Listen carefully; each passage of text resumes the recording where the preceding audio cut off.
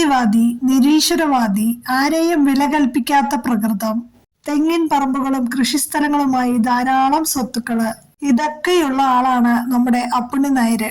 അപ്പുണ്ണി നായർക്ക് ഒരേ ഒരു മകൾ മാത്രമേ ഉണ്ടായിരുന്നുള്ളൂ. അതാണ് ഈ സ്വത്തിനെല്ലാം ഏക അവകാശിയായ അമ്പിളി. വലിയ സുന്ദരിയൊന്നുമല്ലെങ്കിലും ഇരുനിറത്തിൽ ആരും കുറ്റം പറയാത്ത ഒരു യുവതി. മകൾക്ക് പ്രായം 30-നോടടുക്കുന്നു. വരുന്ന കല്യാണ ആലോചനകളെല്ലാം മുടങ്ങിപ്പോകുന്നു. നിങ്ങളുടെ ഈ ദൈവവിശ്വാസമില്ലായ്മ കൊണ്ടാണ് വരുന്ന കല്യാണ ആലോചനകളെല്ലാം മുടങ്ങിപ്പോകുന്നത്.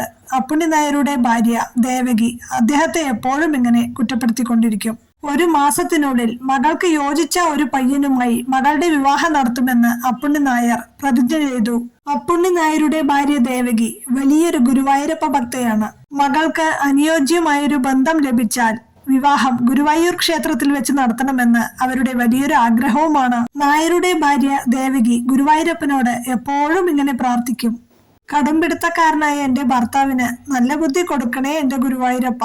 ഭക്തയുടെ പ്രാർത്ഥന ഭഗവാൻ കേൾക്കുന്നുണ്ടാകും. സമയമായിട്ടില്ല എന്നായിരിക്കും ഗുരുവായൂരപ്പന്റെ നിശ്ചയം. നാനാ ദിക്കുകളിലേക്കും നായർ ദൂതന്മാരെ അയച്ചു. അവസാനം ഒരാലോചന കൊണ്ടുവന്നു. പയ്യൻ സർക്കാരിലെ ഒരു ഉയർന്ന ഉദ്യോഗസ്ഥൻ, വലിയ തറവാട്ടുകാരായ കച്ചപ്പള്ളി ഗോവിന്ദ കൈമളുടെ ഏക മകൻ.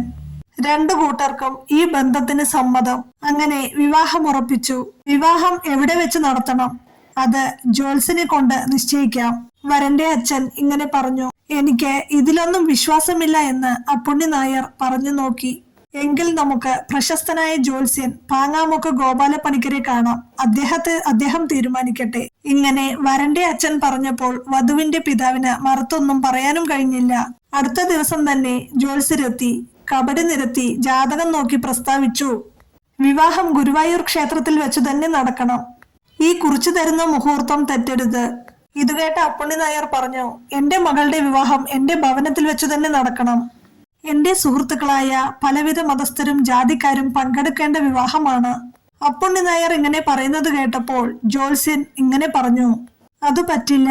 താലി ഗുരുവായൂരപ്പന് പൂജിച്ച ശേഷം മാത്രമേ വരൻ വധുവിന്റെ കഴുത്തിൽ ചാർത്താവൂ.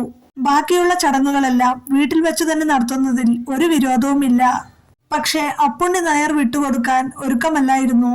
വരന്റെ അച്ഛനും കൂട്ടരും സ്ഥലം വിട്ടപ്പോൾ അപ്പുണ്ണി നായർ ജ്യോത്സ്യനെ കണ്ട്, ഗുരുവായൂർ ക്ഷേത്രത്തിൽ വെച്ചുള്ള കല്യാണം ബുദ്ധിമുട്ടും അതിഥികൾക്ക് വലിയ പ്രയാസവുമാണെന്ന് വരന്റെ പിതാവിനെ അറിയിക്കാൻ ആവശ്യപ്പെട്ടു. മകളുടെ ഭാവി നശിച്ചാലും യുക്തിവാദം ജയിക്കട്ടെ എന്നായിരുന്നു അപ്പുണ്ണി നായരുടെ നയം. എന്റെ കണക്കുകൂട്ടലുകൾ ഇതുവരെ പിഴച്ചിട്ടില്ല. അത് വ്യാഴത്തിന്റെ, അതായത് ഗുരുവായൂരപ്പന്റെ അനുഗ്രഹം കൊണ്ടാണ്. എന്റെ മനസാക്ഷിക്കെതിരായി ഞാനൊന്നും ചെയ്യില്ല.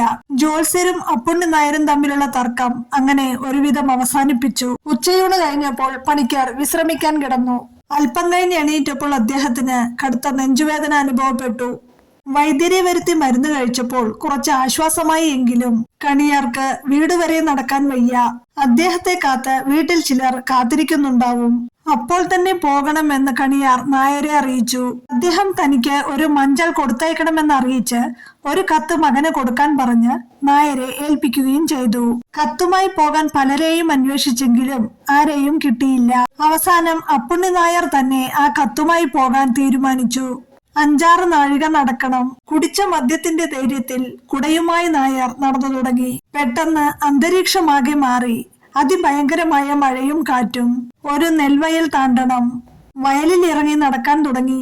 മഴവെള്ളപ്പാച്ചിലിൽ വയൽ പുഴ പോലെ ഒഴുകുവാൻ തുടങ്ങി. അപ്പുണ്ണി നായർ വെള്ളത്തിൽ മുങ്ങാൻ തുടങ്ങി.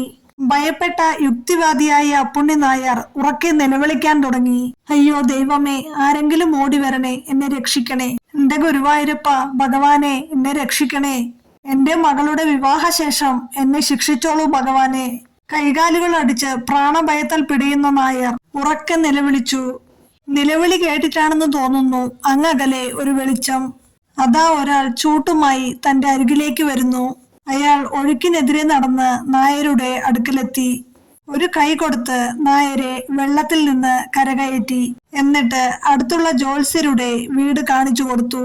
ചൂട്ടുകാരൻ തന്റെ നാടും പേരും ഒന്നും പറഞ്ഞില്ലെങ്കിലും താൻ വിവാഹത്തിന് ഗുരുവായൂരിൽ എത്തിക്കോളാം എന്ന് പറഞ്ഞ് ആ ചൂട്ടുകാരൻ അവിടെ നിന്നും പോയി. അങ്ങനെ അപ്പുണ്ണി നായരുടെ മകളുടെ വിവാഹം ഗുരുവായൂർ ക്ഷേത്രത്തിൽ വെച്ച് ഗംഭീരമായി നടന്നു. ആപൽഘട്ടത്തിൽ തന്റെ ജീവൻ രക്ഷിച്ച ആ ചൂട്ടുകാരനോടുള്ള നന്ദി സൂചകമായി അപ്പുണ്ണി നായർ ഗുരുവായൂർ ക്ഷേത്രത്തിന്റെ പടിഞ്ഞാറേ നടയിൽ 7 നിലയുള്ള ഒരു ദീപസ്തംഭം പണികഴിപ്പിച്ചു. ചൂട്ടുകാരനായി തന്നെ വന്ന് രക്ഷിച്ച ഗുരുവായൂരപ്പന്റെ ഒരു ഭക്തനായിട്ടാണ് അപ്പുണ്ണി നായർ ശിഷ്ടകാലം കഴിച്ചുകൂട്ടിയത്. ഭഗവാൻ കൃഷ്ണന്റെ ഓരോരോ മായാലീലകൾ അല്ലേ?